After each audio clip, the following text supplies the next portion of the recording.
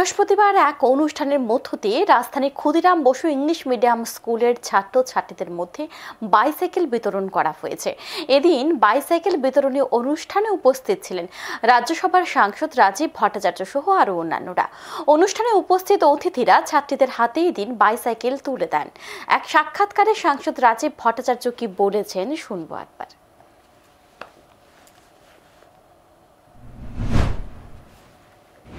অর্থাৎ মহিলাদের যে সংরক্ষণ, মহিলাদের আত্মনির্ভর করা, সেই লক্ষ্যমাত্রা রেখে আমাদের যশস্বী প্রধানমন্ত্রী কাজ করছেন।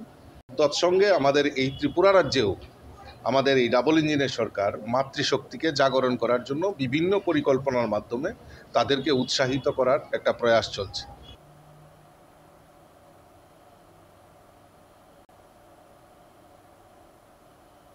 রাজ্য সরকার বিভিন্ন পরিকল্পনার মাধ্যমে মাতৃশক্তিকে জাগরণ করার চেষ্টা করছে বলে জানান সাংসদ। এখন সবাই বিরতির সঙ্গে থাকুন।